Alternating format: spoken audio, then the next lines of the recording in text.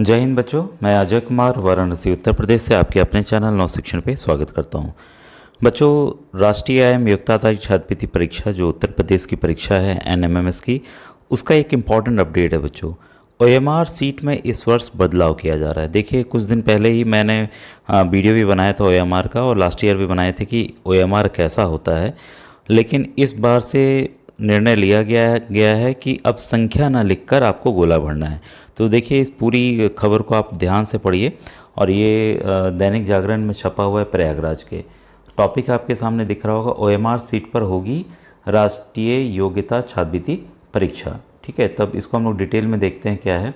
ये देखिए, कह रहा है ये राष्ट्रीय आय एवं योग्यता आधारित छात्रवृत्ति परीक्षा एनएमएमएस 2025-26। देखिए, जो कई बच्चे कहते थे कि सर अभी तो आया नहीं, जो आपकी परीक्षा का जो पेपर आएगा ओएमआर होगा उसमें 2025-26 लिखा होगा। 2024 वाली परीक्षा हो चुकी है लास्ट ईयर। ठीक है, तो आप लोग नेक्स्ट सेक्शन के लिए देते हैं को लेकर बड़ा बदलाव किया गया है। मूल्यांकन किए जाने में अधिक समय लगने को देखते हुए इंटेलिजेंट कैरेक्टर रिकॉग्निशन यानी कि आईटीआर पर कराई जाने वाली परीक्षा यानी निर्धारित गोले में उत्तर के सही विकल्प का क्रम लिखने की व्यवस्था समाप्त कर दी गई है।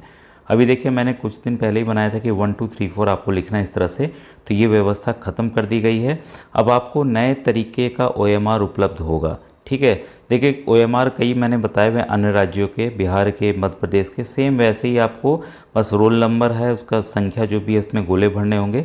अभी अगर ओएमआर आता है तो मैं उसको अलग से आपको दिखा भी दूंगा कि किस तरह का ओएमआर आने की संभावना है। ठीक है, तो ये पर कराई जाएगी और इसमें समाप्त कर दी गई। अब यह परीक्षा ओएमआर सीट पर कराई जाएगी। इससे सही उत्तर कुंजी को स्कैन कर अपलोड किए जाने से ओएमआर सीट पर परीक्षार्थियों के लिए दिए उत्तर कंप्यूटरीकृत व्यवस्था से तेज़ी से मूल्यांकित हो जाएंगे। अब देखिए, आप लोग जैसे पहली बार देंगे, लेकिन जो अन्य बच्चे रहते हैं रिज़ल्ट आने में काफ़ी महीने लग जाते हैं, तो बच्चे भी परेशान होते हैं कि भाई सिलेक्शन हुआ कि नहीं हुआ।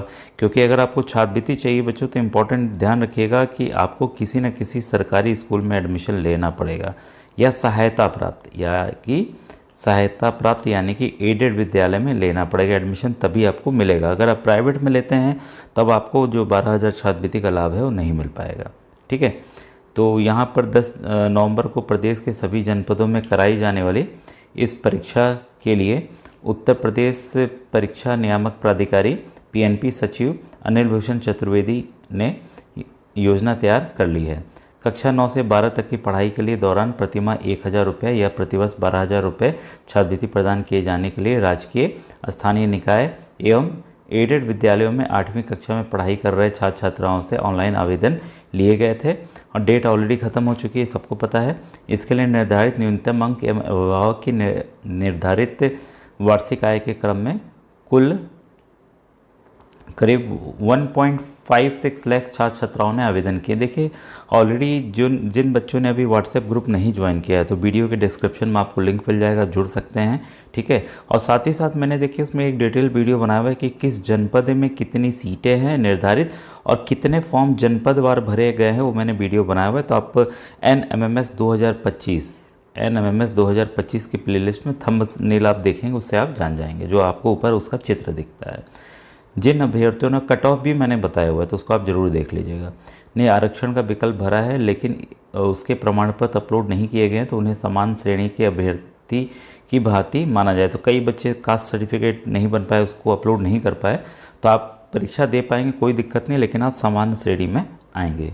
परीक्षा के लिए की निर्धारित प्रक्रिया जिलों के माध्यम से चल रही है। ऑलरेडी देखिए, वाराणसी का तो मुझे पता है कि कहाँ कहाँ सेंटर बनाए गए हैं बच्चों के लिए, तो वैसे ही हर एक जनपद में सेंटर तैयार हो गए हैं जितने वहाँ छात्रों ने फॉर्म भरे हैं। ठीक है, पीएनपी सचिव के अनुसार नई परीक्षा व्यवस्था के क्रम में प्रवेश पत्र और ओएमआर सीट तैयार की जा रही है। उत्तर के दिए गए 4 विकल्प में से ओएमआर सीट पर अभ्यर्थी 4 गोलों में से सही वाले क्रम का गोला काला कर सके। अब देखिए, 4 गोले बने होंगे प्रश्न के, जो आपको सही लगता है 1 2 3 4 या ABCD लिखा रहेगा, तीसरा सही है, C सही है, तो उसको आपको रंगना होगा। बस यही आपको ध्यान देना है। ठीक है, तो गोला काला कर सकेंगे। ठीक है, साफ साफ दिया हुआ है। आईटीआर व्यवस्था में निर्धारित एक गोले में उत्तर के 4 विकल्प में सही वाले क्रम का अंक लिखने यानी कि जो व्यवस्था थी, तो उससे मूल्यांकन के बाद उसका पुनः परीक्षण मैनुअल भी किए जाने से विलम्ब होता था, क्योंकि उसको मशीन के द्वारा तो किया जाता था, साथ में मैनुअल भी किया जाता था, क्योंकि 1.5 लाख बच्चे परीक्षा दे रहे हैं तो उसमें काफ़ी समय लग जाता था।